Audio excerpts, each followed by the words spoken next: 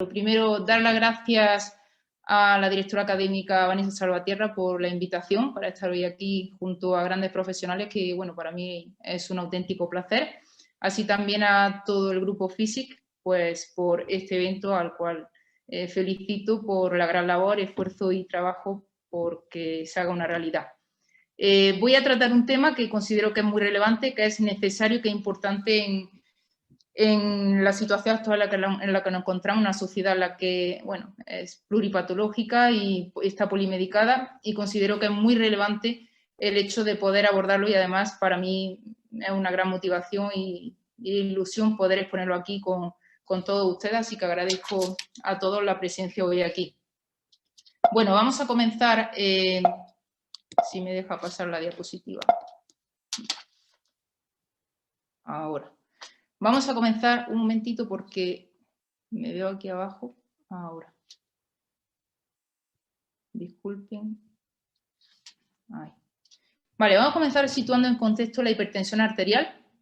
Y me gustaría arrancar diciendo que la hipertensión arterial es uno de los principales factores de riesgo para el desarrollo de enfermedad cardiovascular, y incluso la Organización Mundial de la Salud nos indica que es uno de los grandes contribuyentes a una carga de morbilidad y mortalidad a nivel mundial. Generalmente la hipertensión arterial no es una patología aislada, sino que más bien va asociada a otras patologías, como veremos a continuación, y tiene unas características muy específicas, como veremos más adelante también, y el hecho de que es una enfermedad silenciosa, un asesino silencioso, como se podría decir, emergente como tal, y que generalmente no manifiesta síntomas hasta que tiene lugar una crisis hipertensiva, en la cual se puede desencadenar con cefalea occipital, mareo, cansancio, vértigo, etcétera. Por tanto, es muy importante tener claro una serie de características clave y de conceptos en torno a la fisiopatología para intervenir en ejercicio físico. Considero muy importante que los profesionales del ejercicio físico estemos muy actualizados en lo que viene siendo las patologías, sean cardiovasculares, sean respiratorias, endocrinometabólicas, etcétera, para poder intervenir con seguridad y eficacia en el diseño de programas de entrenamiento. Así también podamos comunicarnos correctamente con el ámbito sanitario y con los profesionales médicos con un único fin, en este caso es el buen hacer para una mejor calidad de vida del paciente. Por tanto, dicho esto, consideramos la hipertensión arterial una enfermedad muy prevalente, de hecho va asociada al envejecimiento, y podríamos decir que más del 50% de la población, incluso hasta el 55% de las personas mayores de 60 años, padece hipertensión arterial, asociada o no a otras patologías, como he dicho anteriormente, veremos a continuación. De modo que es una enfermedad que, como bien veremos, va relacionada con factores ambientales, así también una relación con factores genéticos, pero sobre todo con factores ambientales y modificables, lo cual hace que la intervención en el estilo de vida sean clave junto, probablemente, con el tratamiento farmacológico prescrito para un mejor pronóstico de la enfermedad y para prevenir una enfermedad cardiovascular o un evento cardíaco fatal. Como bien decimos, una enfermedad que, fijaos, que para el 2030 se estima que más, incluso hasta el 20% más de la población mundial padecerá hipertensión, dado ese envejecimiento de la misma. Así también va unido a esos hábitos saludables, en los cuales podríamos decir que el progresivo endurecimiento, la rigidez de la arteria, da lugar a una serie de características que conducen a mayor prevalencia de la hipertensión. De modo que la hipertensión arterial, dado que es un factor de riesgo de enfermedad cardiovascular, de enfermedad renal, de enfermedad metabólica, afecta y produce, digamos, cambios en la estructura vascular, pero es que además podríamos decir que esto tiene una serie de riesgos sobre distintos órganos. Los más principales diríamos corazón, cerebro y riñón. Por tanto, será muy importante un adecuado diagnóstico para una intervención precoz y para prevenir, digamos, una hipertensión resistente al tratamiento y unas complicaciones mayores debido a ese continuo aumento de los niveles de la presión arterial. Por tanto, muy importante, insisto, la importancia que tiene un diagnóstico precoz, y más aún en estos tiempos en los que nos encontramos, en los cuales probablemente por esta pandemia de COVID no hay una adecuada atención a otras patologías que requieren una gran atención, en este caso la enfermedad cardiovascular, y dentro de ella misma factores de riesgo como en este caso la hipertensión, que podríamos decir que sería el factor de riesgo más común prevenible también, por supuesto, pero sobre todo más común y que más morbimortalidad genera como tal. De hecho, a la hora de clasificar la hipertensión, en la mayoría de los casos podríamos decir que el 90-95% de la población padece lo que se llama una hipertensión primaria o esencial, es decir, una hipertensión en la cual no hay una causa conocida, una causa exacta, sino que se refiere a una interacción entre factores genéticos y ambientales, en los cuales se rompe el equilibrio entre ellos y esto da lugar a que por una serie de factores relacionados con el estilo de vida, como puede ser el exceso de consumo de sal, el alcohol, el tabaco, el sobrepeso, la obesidad, que va muy condicionado y lo veremos también de cara al diseño de programas de ejercicio, el envejecimiento también, por supuesto, y otra serie de patologías asociadas esté relacionada con ese envejecimiento y ese paso del tiempo. De modo que la hipertensión primaria, digamos que será la más común, la más prevalente en la población. Pero también debemos de considerar que existe otra hipertensión, en este caso la secundaria, que corresponde a un 5 o 10%, en la cual depende en este caso de una etiología concreta. La mayoría de los casos suele ser una patología subyacente, como puede ser una patología renal o incluso una patología endocrino-metabólica, así también el consumo de ciertos fármacos. Por tanto, teniendo en cuenta el origen de la misma, podremos llevar a cabo un tratamiento adecuado. Además, es muy importante decir que, dados los niveles de presión arterial que veremos a continuación para establecer un diagnóstico de hipertensión arterial, podríamos decir incluso que los diagnósticos de la hipertensión, como veremos más adelante en la tabla que voy a mostrar, se establecen en base a unos criterios epidemiológicos y resultados de ensayos que se han llevado a cabo para establecer unos límites arbitrarios a partir de los cuales el tratamiento antihipertensivo genera mayores beneficios que riesgos, pero no hay un nivel de presión arterial que podamos decir un límite o un punto de corte a partir del cual la persona, en este caso el individuo, es sano. De hecho, que como bien indica la imagen, niveles de presión arterial en personas normotensas de 115-75 ya aumenta el riesgo cardiovascular, de modo que la reducción de los niveles de presión arterial en personas normotensas es fundamental para prevenir el riesgo de un accidente cardiovascular o de una patología,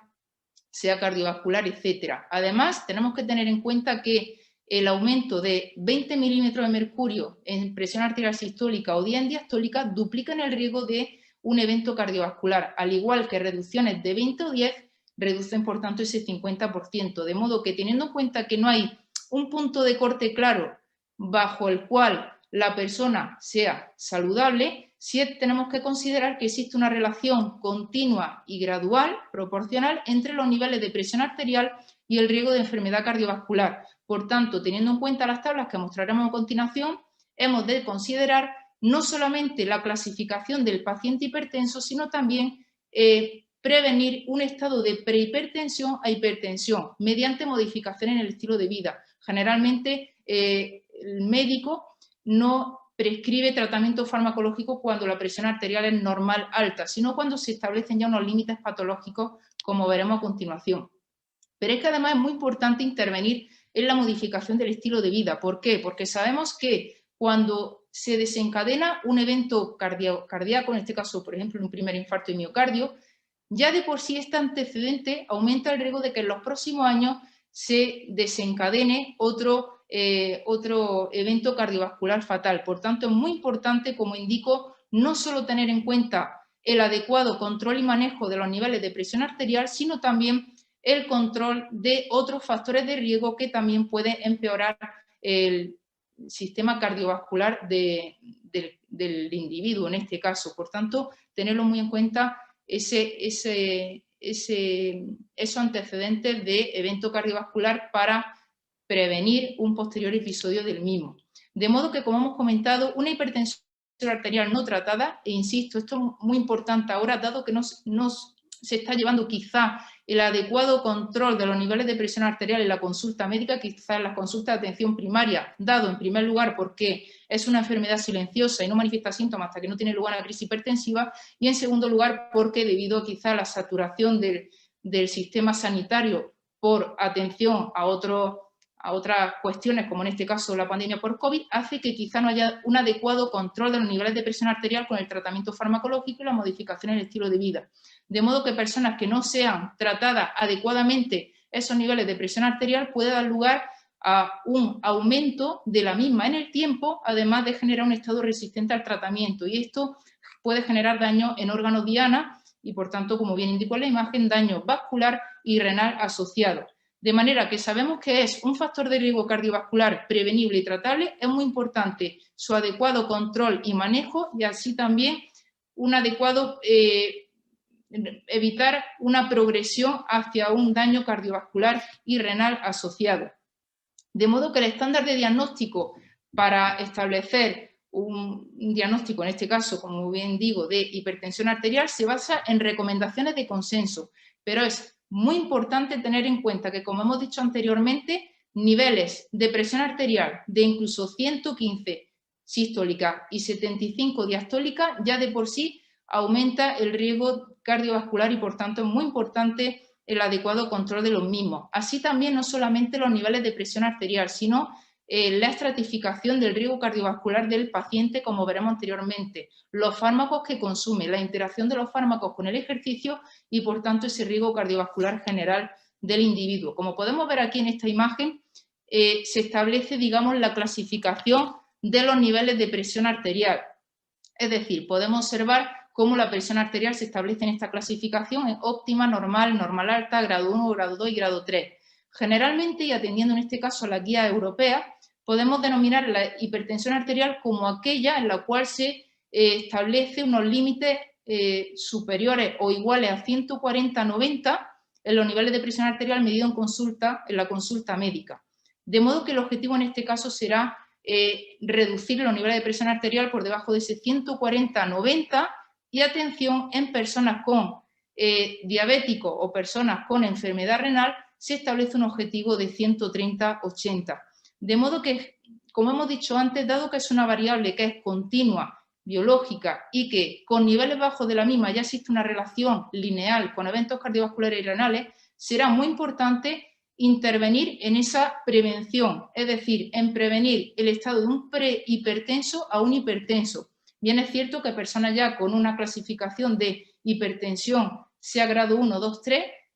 normalmente se lleva a cabo un tratamiento farmacológico, pero este área en sí no me compete, ya que, por supuesto, es un área médica, pero sí tener en cuenta, y creo que es muy importante, que los profesionales del ejercicio tengamos ciertos conocimientos básicos acerca no solo de la fisiopatología de la enfermedad, sino también de la clasificación de los niveles de presión arterial y de la importancia que tiene la interacción con el estilo de vida.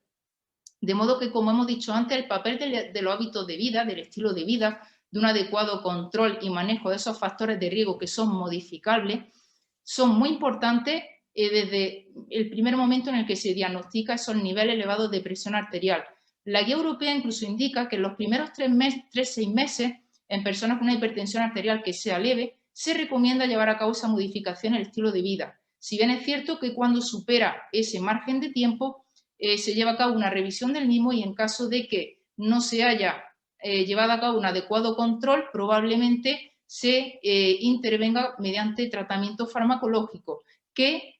como comentaré posteriormente, el tratamiento farmacológico es muy importante para potenciar los efectos del ejercicio físico, digamos que genera o ejerce en este caso un efecto aditivo a la intervención en ejercicio físico. Luego es muy importante que haya un adecuado control y adherencia al tratamiento farmacológico en unión con el tratamiento no farmacológico, en este caso con el ejercicio físico. Cuando vemos aquí los factores de riesgo cardiovascular, digamos que aparecen una serie de ítems en el cual tenemos que considerar que son marcadores a tener en cuenta, o factores, mejor dicho, a tener en cuenta en la estratificación global del paciente hipertenso, ya que dos personas con similares niveles de presión arterial tendrán un riesgo cardiovascular mayor o menor en función de otras patologías asociadas. Es decir, tendremos que tener en cuenta factores de riesgo no modificables, como son en este caso la edad, el sexo, donde además los varones, nos dicen los estudios que varones principalmente más de 45 años tienen mayor riesgo de hipertensión arterial, factores de riesgo modificables, como son en este caso el tabaco, el alcohol, el exceso de consumo de sal, hablamos de diabetes, patologías endocrinometabólicas, hemos dicho diabetes, sobrepeso, obesidad, los antecedentes familiares muy importantes también, un estilo de vida sedentario, la inactividad física, la reducción de los niveles de actividad física. Fijaos, lo veremos posteriormente, el ejercicio físico, la actividad física reduce el riesgo de mortalidad y dentro de ese riesgo de mortalidad tenemos que tener en cuenta que también va a contribuir, va a generar un efecto reductor sobre los niveles de presión arterial, tanto de forma aguda como de forma crónica. Hablamos también de alteración a nivel vascular. Los niveles de presión arterial va a generar, y lo veremos a continuación en otra imagen, alteraciones sobre la estructura y la función vascular. Así también sobre aspectos relacionados en sí con las enfermedades cerebrovasculares, insuficiencia cardíaca, fibrilación auricular, etcétera, en personas con enfermedad cardiovascular o renal establecida, que serían ya en este caso, en una estratificación del riesgo, la encuadraríamos, las clasificaríamos en un alto riesgo de cara a la intervención en ejercicio físico. De manera que la guía europea establece lo que se denomina el sistema SCORE, que lo que nos indica, lo que estima es el riesgo de que se desencadene una enfermedad cardiovascular fatal, un evento, mejor dicho, un evento cardiovascular fatal en un plazo de 10 años en personas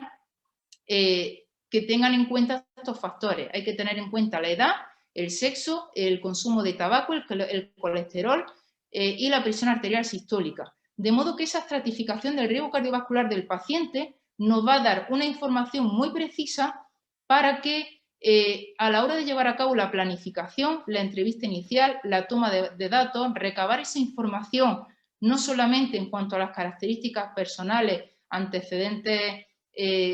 médicos, así también experiencia en ejercicio físico, etcétera, será muy importante para saber en qué riesgo, si es bajo, moderado o alto, clasificamos al paciente hipertenso para llevar a cabo una adecuada programación y diseño de programas de ejercicio físico teniendo en cuenta no solamente esa patología, que en este caso sería la hipertensión, sino la existencia de otras patologías asociadas. Por tanto, insisto, muy importante que los profesionales del ejercicio tengamos presente esta tabla de estratificación del riesgo total del paciente hipertenso para que nuestras intervenciones sean seguras, eficaces y sobre todo sean conservadoras, ya que en sí personas que realizan ejercicio físico hipertenso van a tener mayor riesgo de forma transitoria, un riesgo transitorio de un evento cardiovascular durante una sesión de entrenamiento. Por tanto, siempre prudentes en nuestras intervenciones.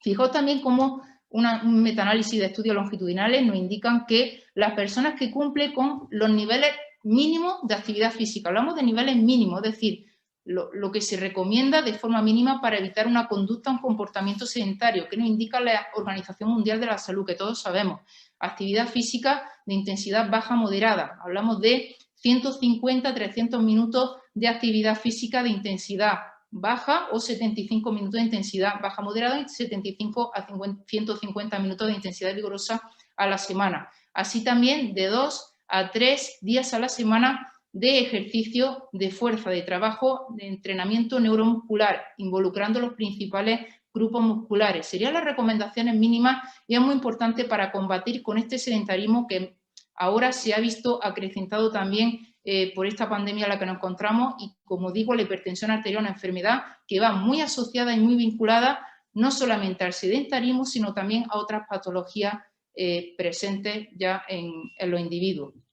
De modo que además podríamos decir, y ya introduciéndonos lo que sería intervenciones no farmacológicas, en este caso el ejercicio físico, que es lo que nos compete hoy aquí,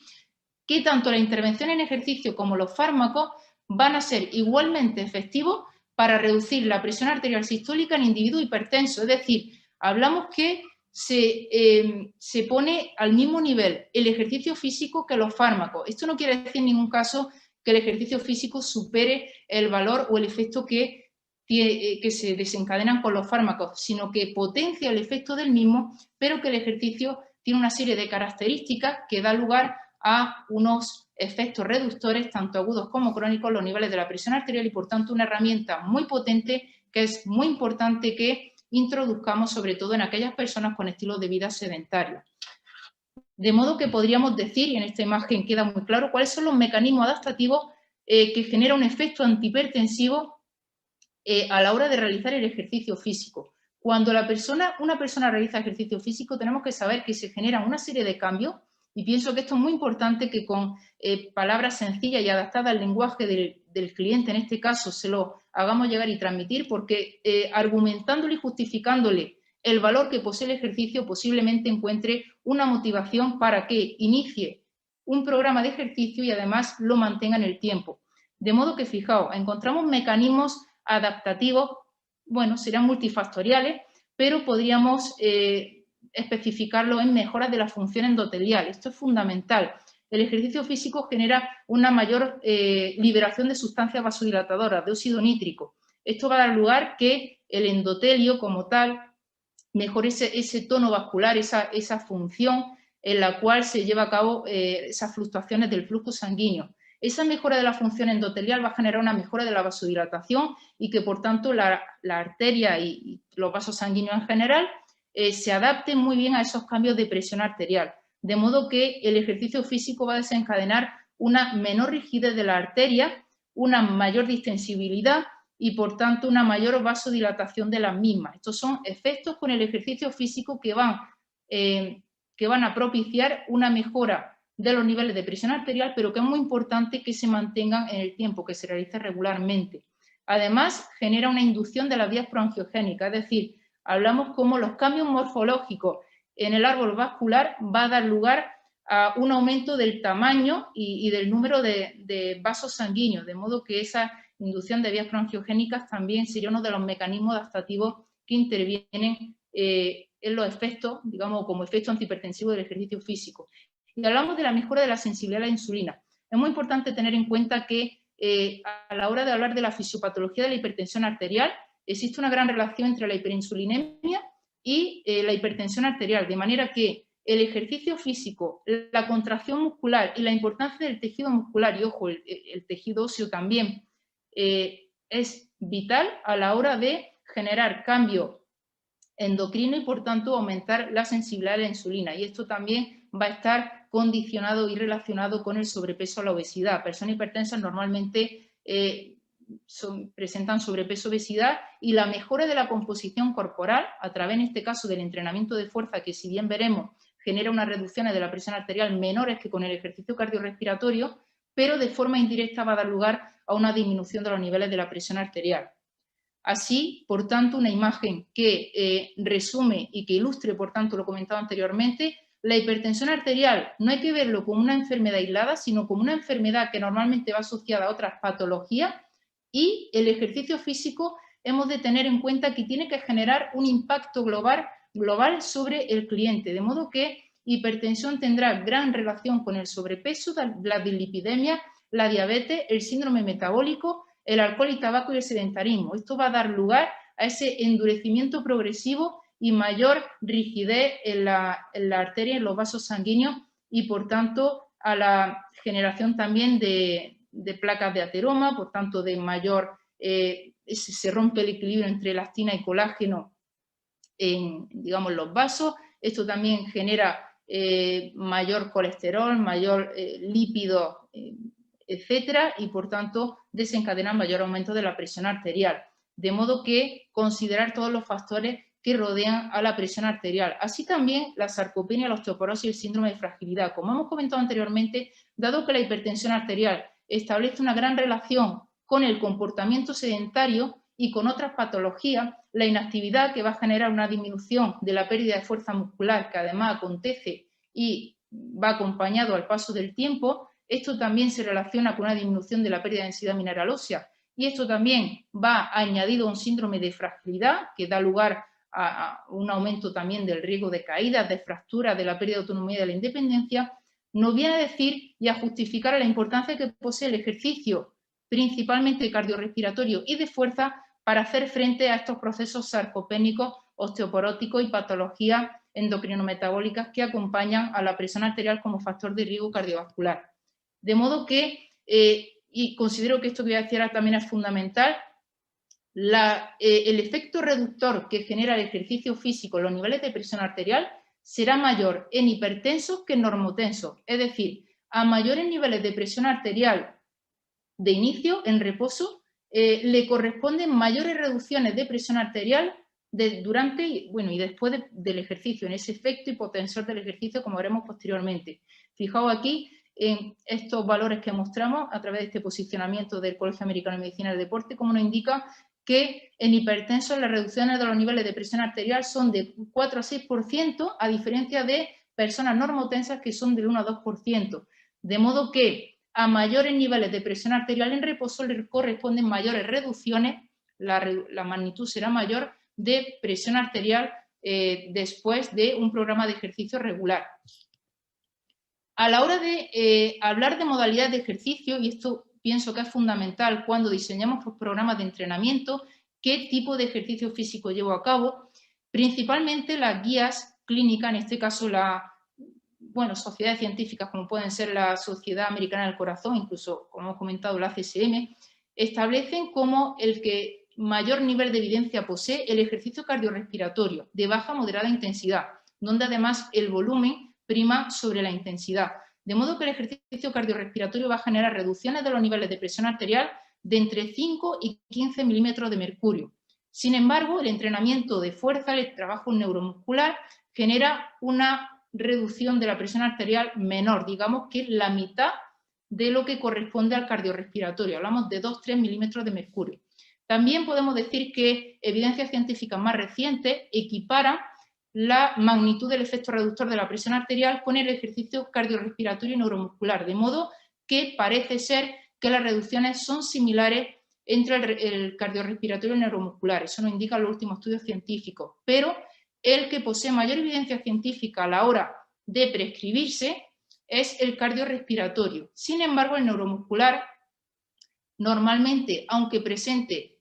una reducción menor de los niveles de presión arterial, es fundamental para la mejora de la capacidad funcional, así también para mejora de la composición corporal, teniendo en cuenta, como hemos comentado, que gran parte de la población hipertensa presenta sobrepeso y obesidad. Por tanto, la mejora de esa composición corporal, mejora de los niveles de fuerza, va a generar cambio en el tejido muscular, cambio endocrino, y esto desencadenará de forma indirecta una mayor reducción de los niveles de presión arterial en reposo. Así también podríamos decir que el entrenamiento concurrente quizás es el que está siendo más destacado en los últimos años como modalidad de ejercicio más comúnmente prescrita o recomendada en el paciente hipertenso. De modo que podríamos decir que los niveles de reducción de presión arterial con el ejercicio concurrente son similares a los del ejercicio cardiorrespiratorio, pero podríamos decir en este caso que, teniendo en cuenta que son similares y atendiendo a los beneficios que posee el entrenamiento de fuerza en la mejora de la salud musculoesquelética y mejoras funcionales, etcétera, sería interesante incorporar entrenamientos concurrentes, sean en la misma sesión, intrasesión o en la misma semana de trabajo, de modo que estando próxima en la semana o en la misma sesión, sería muy interesante incluir ese entrenamiento concurrente. Pero además podríamos decir que en los últimos años ha visto cómo ha cobrado más fuerza el ejercicio dinámico de fuerza, el ejercicio estático de fuerza, el entrenamiento isométrico de fuerza. La magnitud de la reducción de la presión arterial con el entrenamiento isométrico de la fuerza es mayor que con el ejercicio cardiorrespiratorio y el ejercicio dinámico. Sin embargo, esto no deja de ser un complemento, no una alternativa, dado los beneficios que posee el trabajo cardiorrespiratorio y el de fuerza. Ya estudios como los de Cornelissen y colaboradores en 2013 nos indican que las reducciones de la presión arterial, especialmente la sistólica, de 10,9 y 6,2 en diastólica. De modo que podríamos decir que es un entrenamiento muy sencillo que genera un bajo nivel de estrés cardiovascular, que además es seguro en ausencia de efectos secundarios como tal. Son ejercicios o son entrenamientos, mejor dicho, de corta duración. Hablamos aquí de protocolos fijados de baja a moderada intensidad, del 20 a 50% de la máxima contracción isométrica voluntaria, con protocolos de 4 a 2 minutos, con unos 4 minutos de recuperación. Y además el ejercicio que se lleva a cabo, sea monoarticular, sea poliarticular, sea unilateral, bilateral, no repercute para nada en los beneficios que posee. Por tanto, aún desconociendo a día de hoy los mecanismos asociados a esa mejora de la vasodilatación a través del ejercicio isométrico, podríamos decir que una herramienta muy interesante que podríamos incorporar en el paciente hipertenso acompañado del entrenamiento de fuerza y de entrenamiento cardiorrespiratorio. Así también la evidencia cada vez va tomando más fuerza a favor del entrenamiento interválico de alta intensidad. Hemos hablado del ejercicio cardiorrespiratorio, del entrenamiento de resistencia. Cuando hablamos de entrenamiento de resistencia, las guías clínicas recomiendan principalmente ejercicio continuo de moderada intensidad, baja moderada intensidad. Sin embargo, es cierto que parece ser que el entrenamiento interválico de alta intensidad, además de ser un ejercicio que consume menos tiempo por semana que el entrenamiento continuo de moderada intensidad, genera efectos reductores mayores, principalmente la presión arterial diastólica, e incluso también podríamos decir que la presión arterial sistólica, tanto diurna como nocturna. También mayores beneficios en la rigidez arterial y en el consumo de oxígeno máximo. Sin embargo, dada la gran cantidad de variables que posee y teniendo en cuenta que la intensidad es un rol fundamental, considero que aún no tenemos evidencia suficiente para recomendar con fuerza el entrenamiento interválico de alta intensidad, a no ser que el paciente hipertenso no posea otra enfermedad cardiovascular ni lesiones en órgano diana, sino que tenga unos niveles de presión arterial muy controlados, sea una persona ya con cierta experiencia en ejercicio físico y bajo prescripción médica se recomienda llevar a cabo este tipo de trabajo. Por regla general, más recomendable aún optar por el ejercicio continuo de baja moderada intensidad, dado que además las reducciones suelen ser similares tanto en la presión arterial sistólica como diastólica, a diferencia de los grupos control, personas que no llevan a cabo estos programas de ejercicio.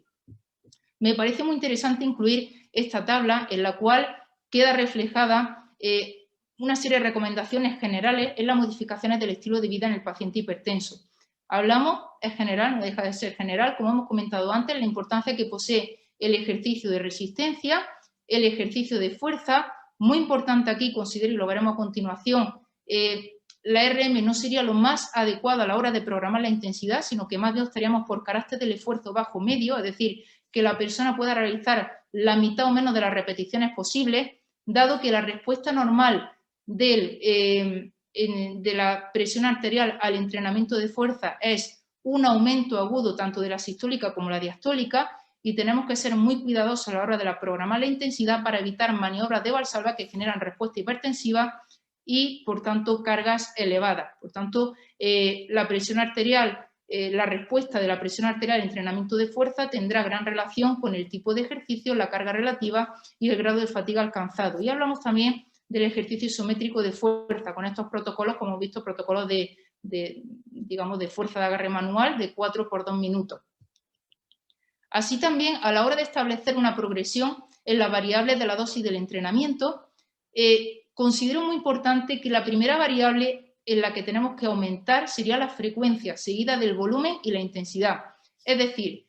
uno de los grandes efectos agudos que posee el ejercicio físico es lo que se denomina la hipotensión postejercicio. Es decir, después de realizar un ejercicio, sea cardiorrespiratorio de fuerza, se produce lo que se denomina esta hipotensión postejercicio, que no es más que una reducción de los niveles de la presión arterial por debajo de los niveles de presión arterial en reposo previo a la realización de esa sesión de entrenamiento. Ese pico del efecto se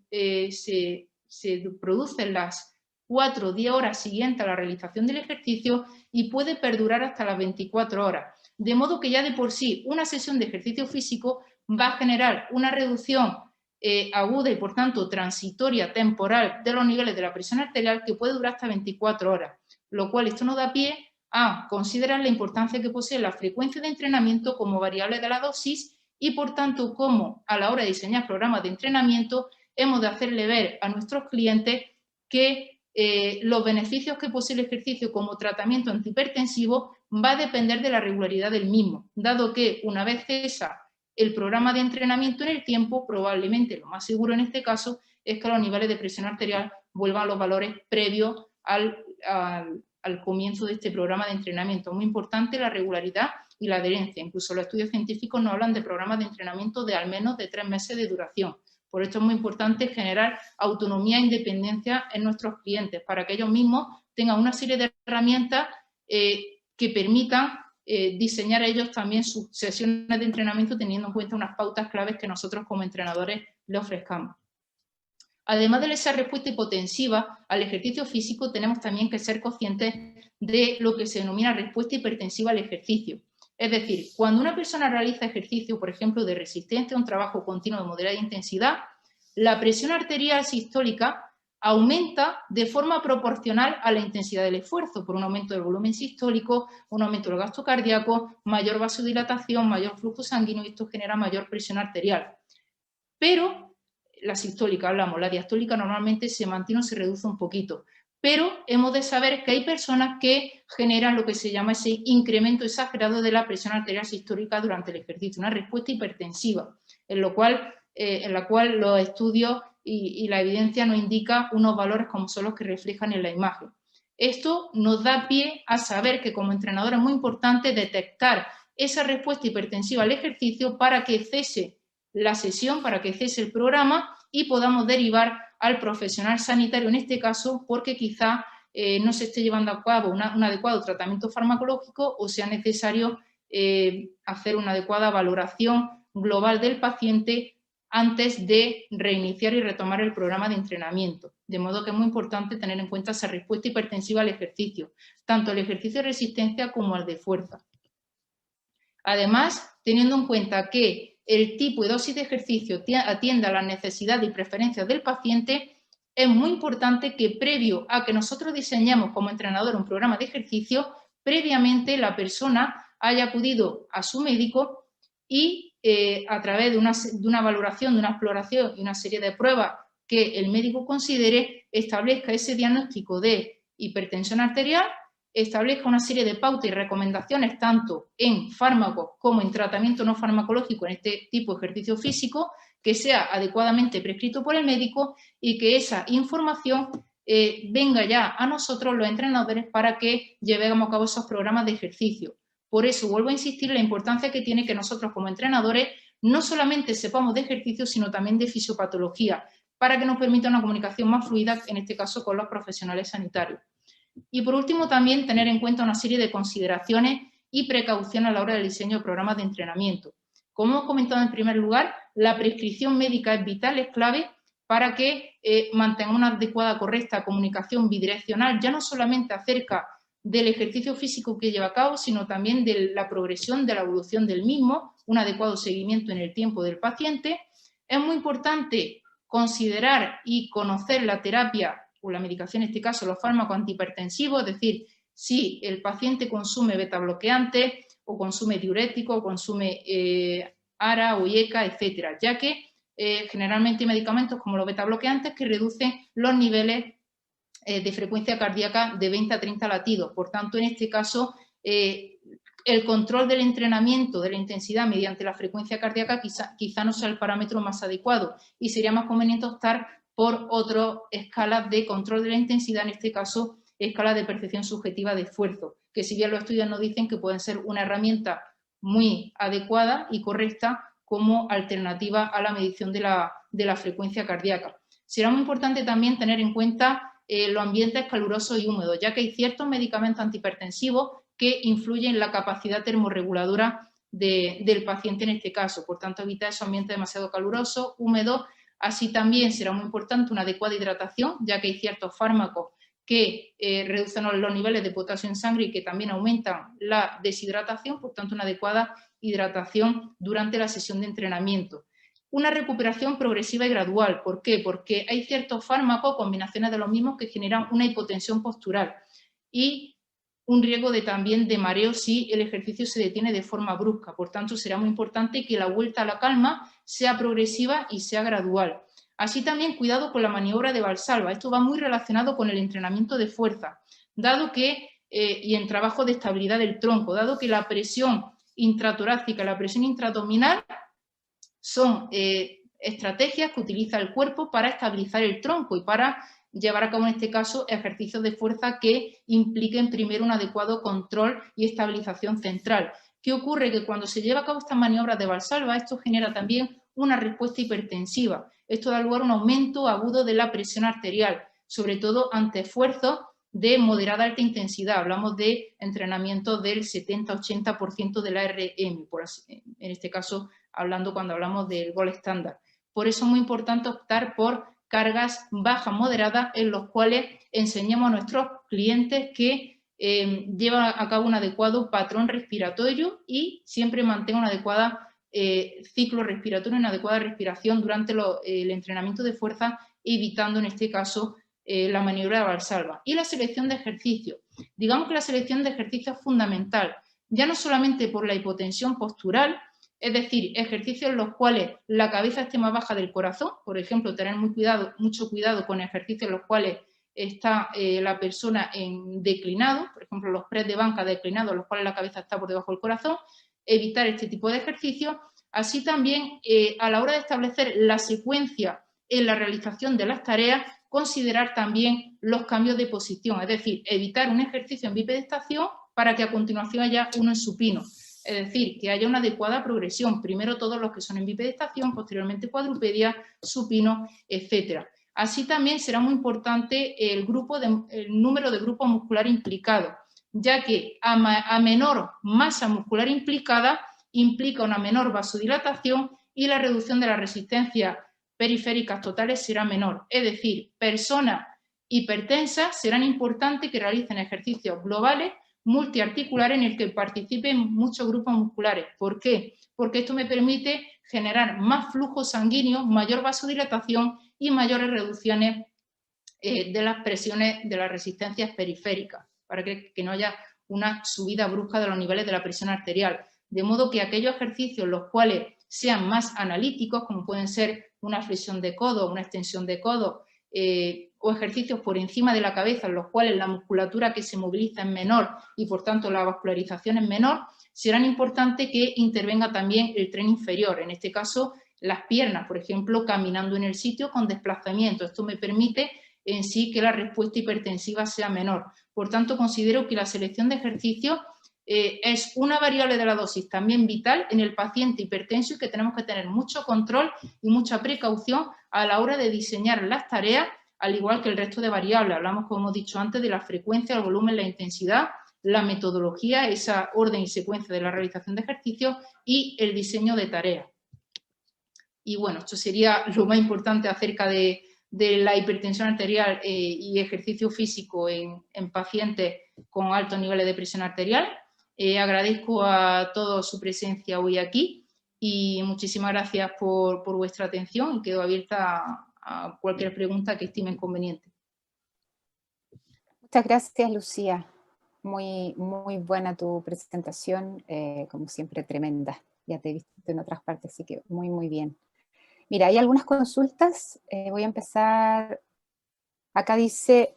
al diseñar un programa de entrenamiento para un sujeto con hipertensión, ¿cómo diferenciaría qué prescribir? Primero, me imagino, fuerza, aeróbico continuo, aeróbico fuerza, HIIT. Dice, ¿se utilizaría un modelo de periodización lineal al ir acotando el volumen e ir aumentando poco a poco la intensidad? Bueno, tenemos que tener en cuenta primero que los modelos de periodización son más teóricos que prácticos, ya que generalmente no son aplicables a la realidad, dado los factores que rodean al cliente en este caso. Muchas veces va condicionado en sí por el estado psicobiológico del día a día en el que se encuentra el individuo, pero podríamos decir que primero habría que tener en cuenta y contextualizar la persona que tenemos delante, es decir, el paciente hipertenso, pero hipertenso de grado 1, 2 o 3, punto 2, si presenta patología asociada, y en esa estratificación del riesgo global del paciente, clasificarlo si es riesgo bajo, moderado o alto. A partir de ahí, a la hora de seleccionar o decidir si optamos por un ejercicio cardiorrespiratorio neuromuscular, considero, y esto ya no va en relación a la literatura científica, sino ya más de una opinión personal, que sería importante introducir ambos en la misma semana o en la misma sesión. Optaría en este caso por ejercicio de resistencia cardiorrespiratorio de baja o moderada intensidad con protocolos continuos, por ejemplo, podría ser 10 minutos de ejercicio de resistencia, que además los estudios nos dicen que 10 minutos de ejercicio de resistencia puede ser igual de positivo que hacer bloques de 3 minutos o de 4 minutos en sesiones más cortas a lo largo del día. Por tanto, en este caso, baja o moderada intensidad, ejercicio continuo de resistencia. Y el entrenamiento de fuerza optaría por ejercicios globales, multiarticulares, de empuje y tracciones tanto de tren inferior como tren superior, en máquina guiada a ser posible, o que la demanda de estabilización sean bajas para que haya un adecuado control de ejecución y evite alteraciones de coordinación, maniobras de valsalva, etcétera. Pero no hay un orden mejor que otro. Quizá en este caso, para evitar una fatiga en personas sedentarias, optaría en este caso por el ejercicio de fuerza previamente, dado que el ejercicio de resistencia continua generalmente se lleva a cabo a través de modalidades rítmicas y cíclicas, como puede ser bicicleta, caminata, natación, etcétera, y probablemente pues la exigencia coordinativa sea menor que con un entrenamiento de fuerza. Pero indistintamente la literatura nos dice que en entrenamiento concurrente no hay diferencia en el orden o secuencia de las modalidades de ejercicio y en la proximidad de las mismas en la semana. Muy bien. Por acá también pregunta, ¿qué peligrosidad tiene realizar HIIT en una persona hipertensa y cómo afectaría según la edad? Y la misma persona pregunta si realizar ejercicios de hipertrofia muscular aumenta la hipertensión y más aún en miembros superiores, si es que en el fondo sería recomendable en hipertensos. Bueno, en cuanto a la primera pregunta, el HIIT, la peligrosidad más bien sería que se puede generar, la persona hipertensa tiene más riesgo de un evento cardíaco durante una sesión de ejercicio HIIT más que una persona normotensa. Ya de por sí, el ejercicio interválico de alta intensidad puede ser de forma transitoria, implicar mayor riesgo que el hacerlo de forma entrenamiento continuo de baja a moderada intensidad, dado que la intensidad va relacionada con mayores niveles de esfuerzo y, por tanto, mayor aumento de la presión arterial de forma aguda. Es decir, a mayor frecuencia cardíaca, mayor gasto cardíaco, mayor volumen sistólico, le corresponden mayores niveles de presión arterial de forma aguda. De forma que en entrenamiento interválico de alta intensidad, si no hay un adecuado control de las variables y la intensidad es alta, si la persona además tiene otros factores de riesgo cardiovascular, de forma transitoria tiene más riesgo de un evento cardíaco o de que genere una crisis hipertensiva, una respuesta hipertensiva, o de que se desencadene un mareo, un síncope, palpitaciones, etcétera. No sabría decirte la respuesta exacta, pero sí diríamos que existen mayores riesgos que con el entrenamiento continuo de baja a moderada intensidad. Así también, cuando hablamos de hipertrofia, no son más que adaptaciones estructurales, ya que hipertrofia estaría dentro de lo que es entrenamiento de fuerza. No existe un entrenamiento de fuerza y un entrenamiento de hipertrofia, sino que hablamos de un entrenamiento de fuerza y, atendiendo al control de la carga o a la carga de entrenamiento, podríamos obtener unas adaptaciones más neurales o más estructurales, teniendo en cuenta si el grado de fatiga es mayor o menor, es decir, repeticiones en las cuales nos acerquemos al fallo muscular, se desencadenará mayores niveles de presión arterial de forma aguda que aquellas repeticiones que hagamos lejos del fallo. De modo que la respuesta ante cargas submáximas en el entrenamiento de fuerza normalmente es que la presión arterial, hablamos de la sistólica y la diastólica, suben en la primera repetición más que en la siguiente, dado que las siguientes se ven beneficiadas por el ciclo estiramiento-acortamiento, van aumentando la presión arterial con esas repeticiones dentro de la misma serie y aumenta progresivamente conforme nos acercamos al fallo, para luego reducir bruscamente. De modo que series de entrenamiento de fuerza en las cuales pretendamos adaptaciones estructurales y, por tanto, la carga, el carácter del esfuerzo sea alto, dado que haya una alta fatiga, esto va a condicionar mayor maniobra de valsalva y incrementos más bruscos y agudos de los niveles de presión arterial. Por eso la literatura científica nos indica que es más recomendable optar por cargas del 30 al 40%, y en este caso más interesante por carácter del esfuerzo, ya que la RM, digamos que no es un indicador interesante a la hora de llevarlo a la práctica real. Así también podríamos decir que, además de la hipertensión, cuando hablamos de ejercicios con el miembro superior, todo lo que sean ejercicios con miembros superiores, ya lo hemos comentado antes, la vascularización es menor, la masa muscular implicada es menor y, por tanto, hay menor vasodilatación y menor disminución de la resistencia periférica total. De manera que en este caso sería importante que, si lleva a cabo, por ejemplo, un press vertical por encima de la cabeza, será necesario que esto lo acompañe con un desplazamiento o con un movimiento sencillo del tren inferior, para evitar una subida brusca de la presión arterial. Muy bien. Ahora que mencionas los ejercicios por sobre la cabeza, hace por lo menos una década se planteaba que era una de las contraindicaciones con respecto al trabajo en hipertensos. ¿Cómo es la evidencia científica con respecto a esa situación? Bueno, no indica la evidencia científica en sí, los estudios no hablan sobre qué tipo de ejercicios como tal, pero sí podríamos decir que podemos hacer ejercicios por encima de la cabeza, por ejemplo, trabajos de movilidad articular de la cintura escapular, pues porque a lo mejor necesitemos un trabajo de refuerzo, sea del manguito rotador o de todo el complejo de la cintura escapular, pero que no impliquen una alta carga, puede ser movimientos con el propio peso corporal, ayudado o no de implemento. Podría ser interesante, por supuesto que sí, más que nada porque además son movimientos que se asemejan a la actividad de la vida diaria, como pueden ser coger objetos por encima de la cabeza, etcétera. Otra cuestión sería que movimientos por encima de la cabeza con el miembro superior impliquen una carga alta. Al poseer los brazos menor masa muscular que las piernas, los niveles de aumento de presión arterial son mayores que en las piernas.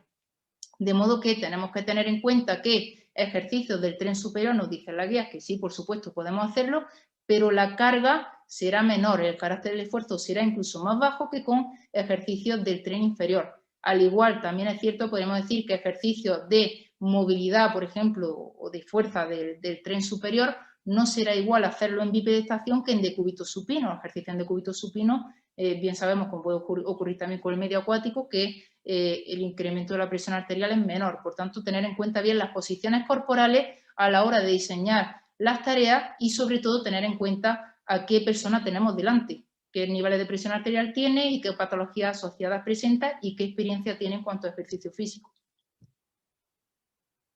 Perfecto. Y para un poco ligar con eso que acabas de mencionar, por acá nos plantean una situación que va a ser nuestra última consulta. Dice, ¿cómo abordarías a un paciente adulto versus un adulto mayor, teniendo en cuenta que ambos son sedentarios, tienen hipertensión grado 2, con tratamiento de diuréticos, obesidad, insuficiencia cardíaca, sarcopenia, osteoporosis, ERC tipo 2, enfermedad respiratoria, supongo, crónica? ¿Hay alguna diferencia en cómo iniciaría el abordaje de ambos casos teniendo en cuenta las enfermedades presentes? ¿Cuáles serían sus medidas, además de cuáles serían las metas a corto y mediano plazo para lograr cambios y los resultados que se proponen? Uy, tremenda pregunta, casi una receta, pero veamos qué se puede aportar de eso.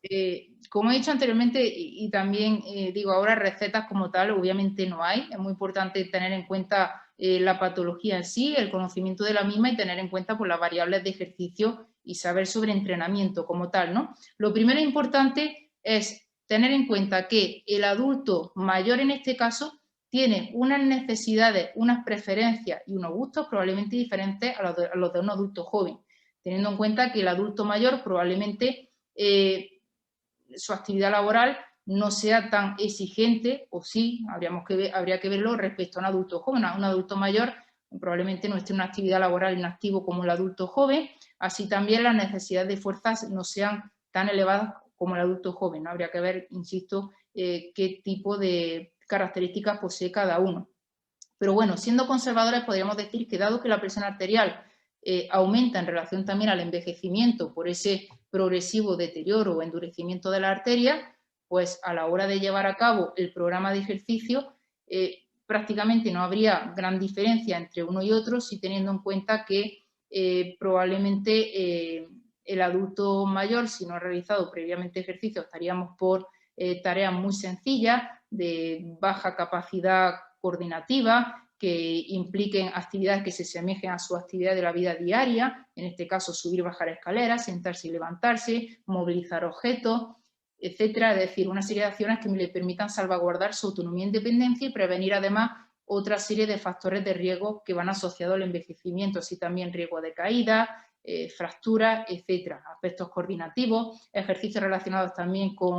a nivel cognitivo, ya dada la relación que existe a nivel deterioro cognitivo y deterioro motor. Y en este caso el adulto o el adulto joven tendríamos que tener en cuenta su actividad laboral, ya que hay actividades laborales exigentes a nivel físico que a lo mejor requieren un diseño de programas de entrenamiento que permita a la persona que sea competente a la hora de llevar a cabo sus actividades laborales, así también sus actividades diarias. Pero a la hora de llevar a cabo en general un entrenamiento, sea de fuerza o resistencia, realmente no hay tantas diferencias. Tener en cuenta, como hemos dicho, la planificación las características personales, su gusto y preferencia, la disponibilidad que posee, porque esto va a condicionar también nuestro programa de entrenamiento. No será igual personas que tengan una disponibilidad de 2 días a la semana que 3 o 4, y así también,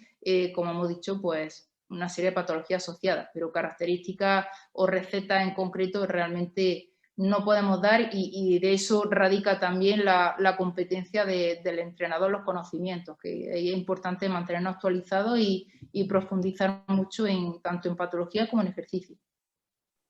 Así es, y como varios de los expositores previos han dicho también, ¿cierto? Va a depender mucho de la evaluación previa que se haga, y seguramente va a marcar algunas diferencias entre estos dos sujetos. Ahora pensando aquí de haber sido enfermedad renal crónica tipo 2, bueno, Sonsoles, que va a venir unos minutos más, nos va a hablar de enfermedad renal, así que ahí para que Isabela preste atención. Lucía, te queremos dar las gracias ¿cierto? Por estar aquí, por haber aportado esta tremenda charla, y nada, quedamos a tu absoluta disposición, así que muchas gracias por todo. Muchas gracias a vosotros, y bueno, ha sido un auténtico placer, y de nuevo enhorabuena por el congreso, que les felicito por vuestro gran trabajo. Muchas gracias. Gracias, Lucía.